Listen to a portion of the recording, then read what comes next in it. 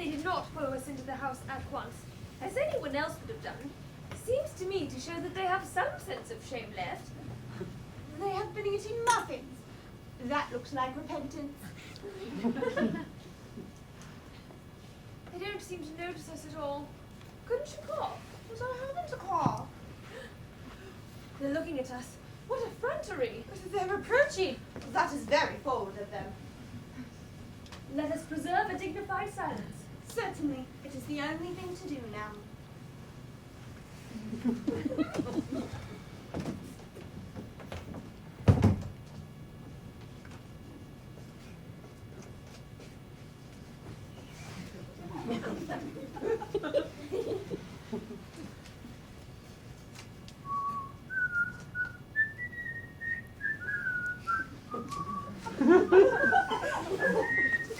This dignified silence seems to produce the most unpleasant effect.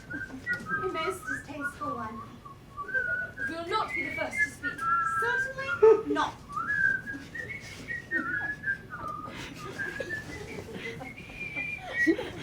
Mr. Worthing, there is something very particular I much depends on your reply. Well, then your common sense is valuable. Mr. Moncrief, kindly answer me the following question. Why did you pretend to be my guardian's brother? In order that I may have the opportunity of coming to meet you. That certainly seems a satisfactory explanation, does it not? Yes, dear, if you can believe him. I don't. But that does not affect the wonderful beauty of his answer. True. In matters of grave importance, style, not sincerity, is the vital thing.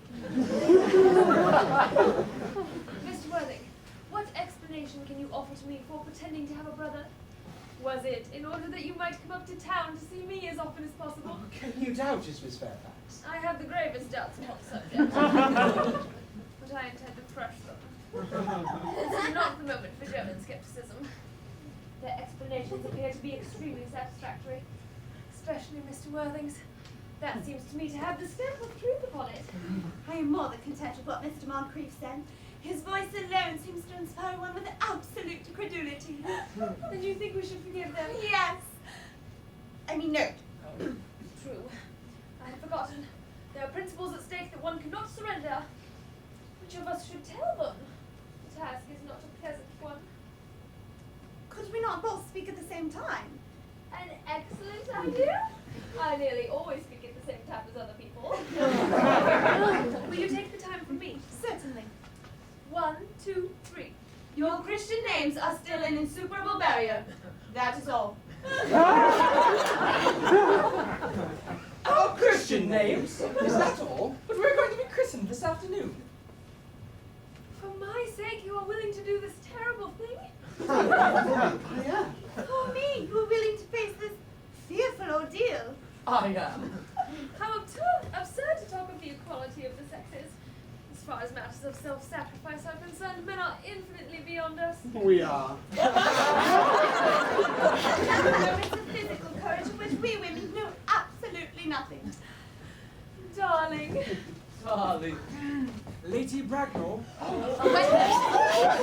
Gwendolyn, what does this mean? Merely that I am engaged to Mr. Worthing, Mamma. Come here. Sit down. Sit down immediately. Hesitation of any kind is a sign of mental decay in the young, of physical weakness in the old. Apprise, sir, of my daughter's sudden flight by her trusty maid, whose confidence I purchased by means of a small coin. I followed at once by luggage train. Her unhappy father is, I am glad to say, under the impression that she's attending a more than usually lengthy lecture by the University Extension Scheme on the influence on the permanent income on thought. I do not propose to undeceive him. Indeed, I have never undeceived him on any matter. But you will therefore understand that all communication between yourself and my daughter will cease from this moment immediately. On this point, as indeed all points, I am firm. I am engaged to be married to Gwendolyn, Lady Bracknell. You are nothing of the kind, sir. And now as regards Algernon. Algernon! Yes, Aunt Augusta. May I ask if this is the house that your invalid friend Mr. Bunbury resides? No, Bunbury doesn't live here. Bunbury is somewhere else at present. In fact, Bunbury is dead. Dead? His death must have been extremely sudden. When did Mr. Bunbury die? Bunbury this afternoon. This afternoon! Bunbury died this afternoon. What did he die of? Bunbury, he was quite exploded. Exploded? Was he the victim of a revolutionary outrage? I had no idea that Mr. Bunbury was interested in social legislation. If so, he is well punished for his morbidity.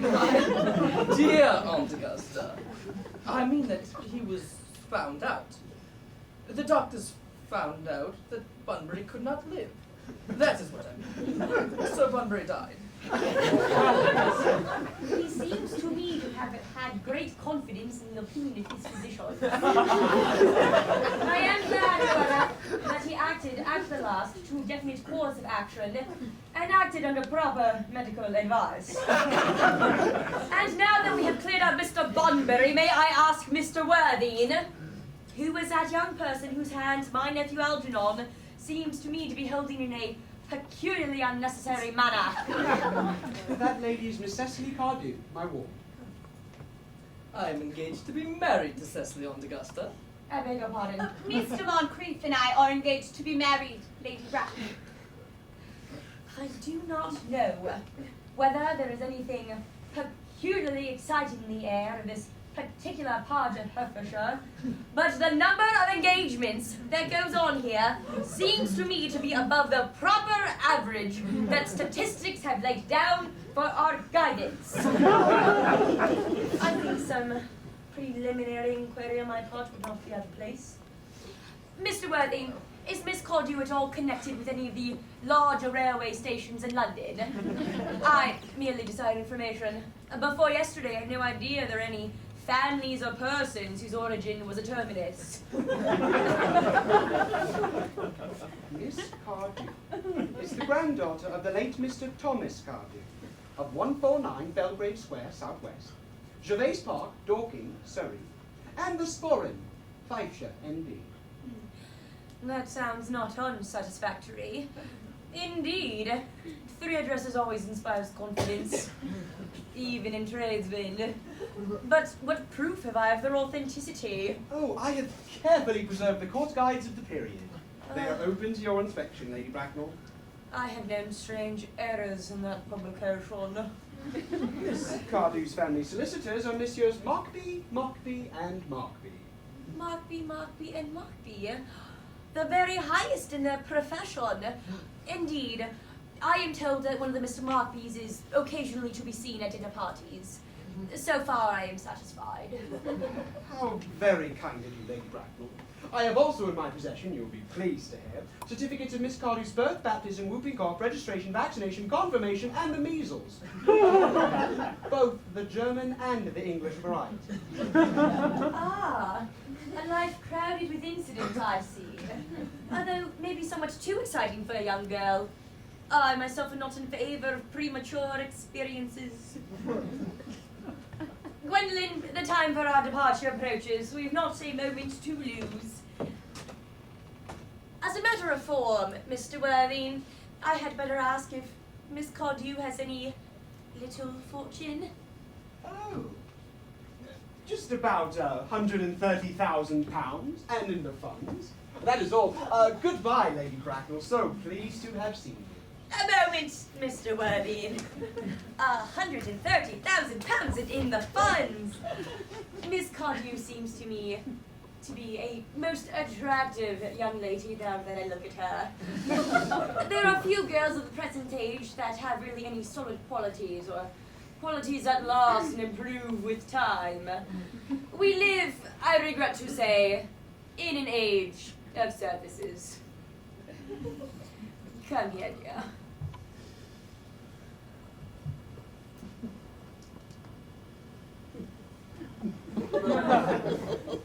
Pretty child. Your dress is sadly simple, and your hair looks as almost as though nature has left it, but we can soon alter all that. A thoroughly experienced French maid produces a really marvelous effect in a rather brief space of time. I remember recommending one to a young lady Lansing, and within 3 months her own husband did not know her. And within 6 months, nobody knew her. Kindly turn around, dear.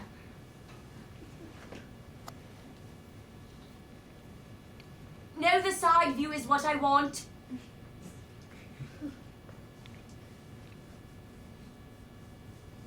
Yes. Yes. Exactly as I expected.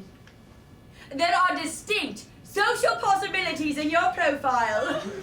And the 2 weak points in our age are at once a principle and at once a profile. The chin, a little higher, dear. Style largely depends on the way the chin is worn. They are worn very high just at present. Algernon, Yes, Aunt Augusta. there are distinct social possibilities in Miss Cardew's profile. Cecily is the sweetest, dearest, prettiest girl in the whole world. And I don't care 2 pence for social possibilities. Never speak disrespectfully of society, Algernon. Only people who can't get into it do that. Pretty child.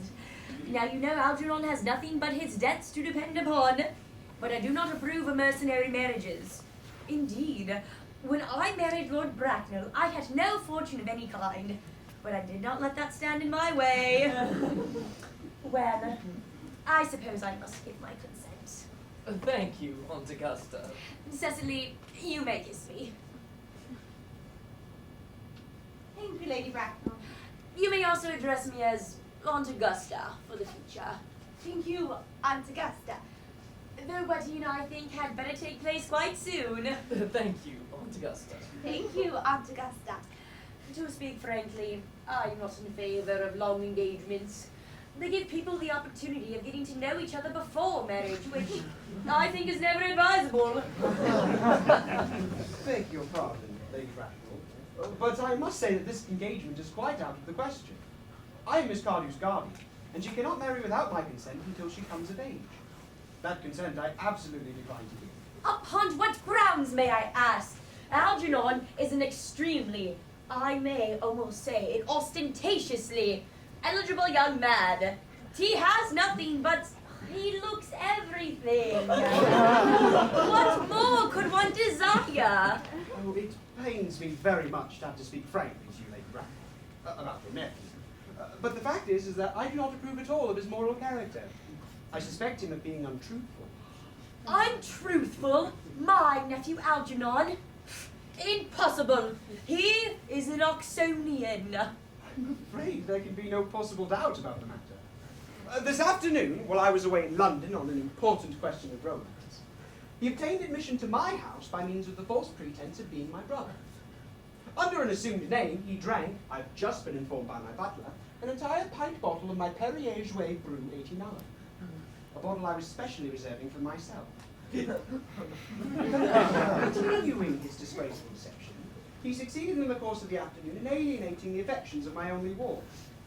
He subsequently stayed to tea and devoured every single mug. And what makes his conduct all the more harmless is that he knew from the first that I have no brother, that I never have a brother, and that I have not the smallest intention of ever having one, not even of any kind. I distinctly told him so myself yesterday afternoon. Mr. Worthing, after careful consideration, I have decided to entirely overlook my nephew's conduct towards you. How very generous of you, Lady Bracknell. However, my own decision is unalterable. I decline to give my consent. Come here, dear. How old are you, child?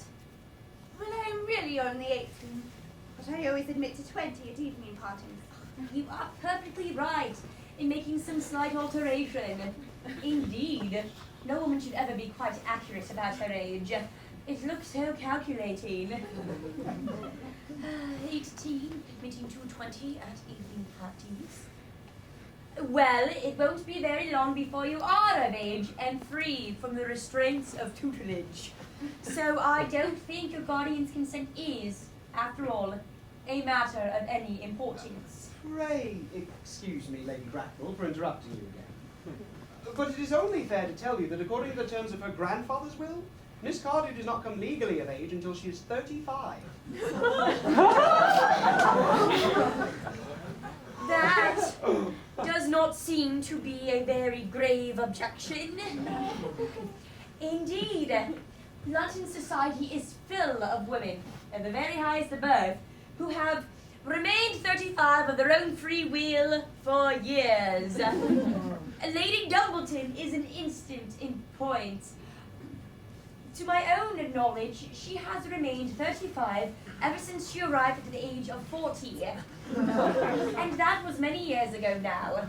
So I see no reason why our dear sweet Cecily should not be still more attractive at that age that you mentioned than she is at present. There will be a large accumulation of wealth. Algy, could you wait for me till I was 35? Well, of course I could, Cecily. You know I could. Yes, I felt it instinctively, but I'm afraid I cannot wait all that time. I hate waiting even 5 minutes for anybody. It always makes me rather cross.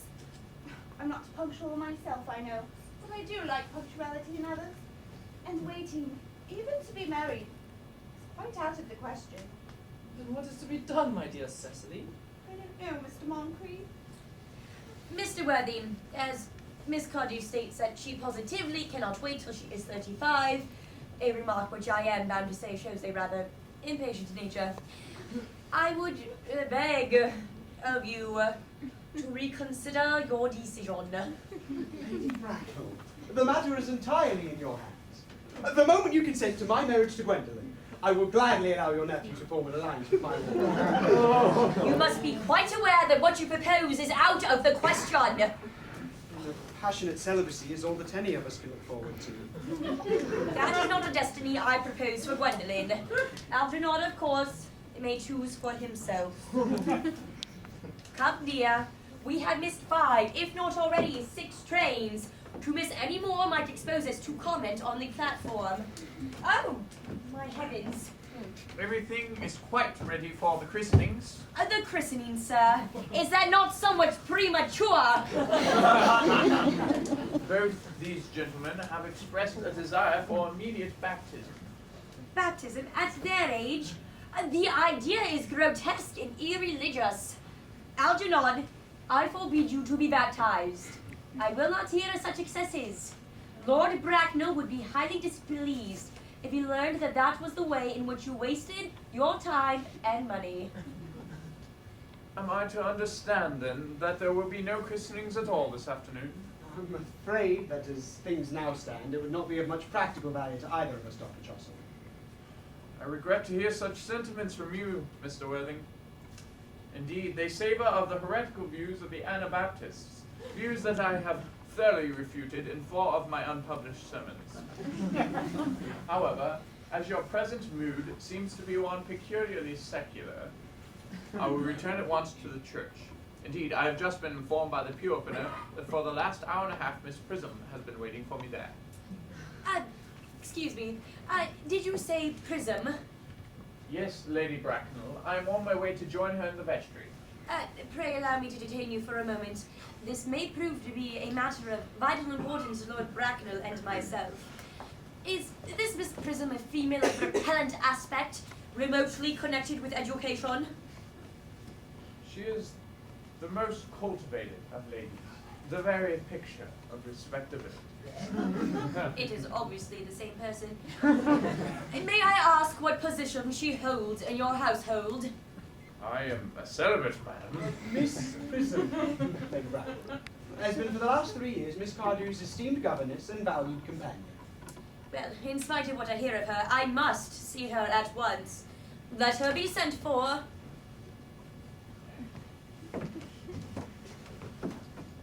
She approaches. She is not. I was told you expected me in the vestry, dear Canon. I've been waiting for you there 1 hour and 3/4. Prism! Come here, Miss Prism.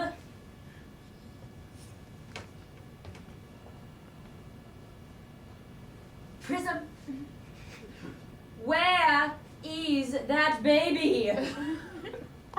29 years ago, Prism, you left Lord Bracknell's house, number 104 Upper Grosvenor Street, in charge of a perambulator that contained a baby of the male sex. However, you never returned. A few weeks later, through the elaborate investigations of the Metropolitan Police, the perambulator was discovered at midnight standing by itself on a remote corner of Bayswater. It contained the manuscript of a 3-volume novel of more than revolting sentimentality. But the baby was not there. Prism, where is that baby? Lady Bracknell, it is with shame that I admit that I do not know. I only wish that I did. The plain facts of the case are these. On the morning of the day you mention, the day that is forever branded on my memory, I prepared as usual to take the baby out in its perambulator. I had with me a somewhat old but capacious handbag in which I had anticipated placing a work of fiction I had written during my few unoccupied hours. In a moment of mental abstraction, for which I can never forgive myself, I deposited the manuscript in the bassinet and the baby into the handbag. But where did you deposit the handbag? Do not ask me, Mr. Worthing. Miss Prism, this is a matter of no small importance to me. I insist on knowing where you deposited the handbag that contained that infant.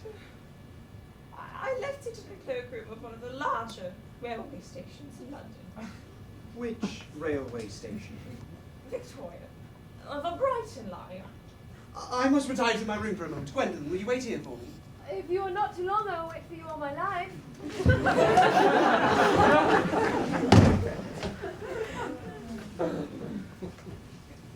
What do you think this means, Lady Bracknell? I dare not even suspect, Dr. Tossable. I need hardly tell you, in families of high position, strange coincidences are not supposed to occur. They are hardly considered the thing. Uncle Jack seems strangely agitated. The guardian has a very emotional nature. This noise is extremely unpleasant. It sounds as if he was having an argument. I dislike arguments of any kind. They are often vulgar and often convincing. It has stopped now.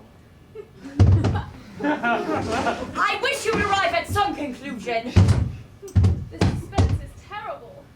I hope it will last.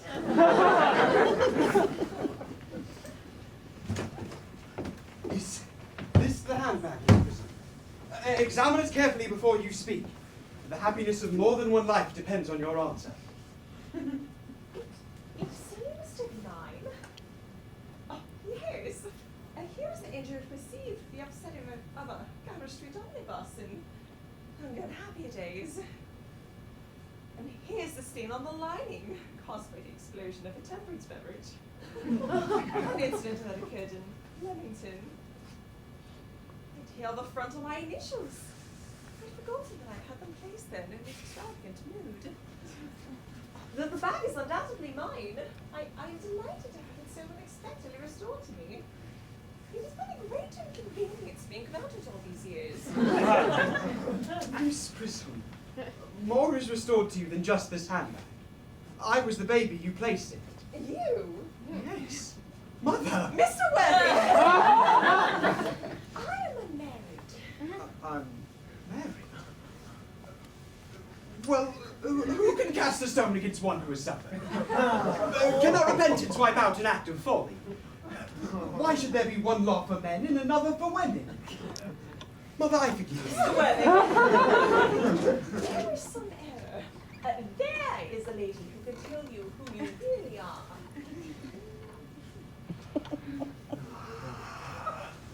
Lady Bracknell, I hate to seem inquisitive. Would you kindly inform me who I am? I'm afraid afraid the news I have to give you will not altogether please you. You are the son of my poor sister, Mrs. Moncrief, and consequently, Algernon's elder brother.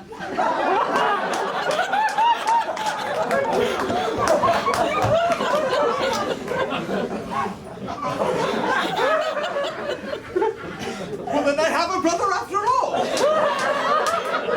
I always knew I had a brother. I always said I had a brother, Cecily. How could you have ever doubted that I had a brother? Dr. Tossable, my unfortunate brother.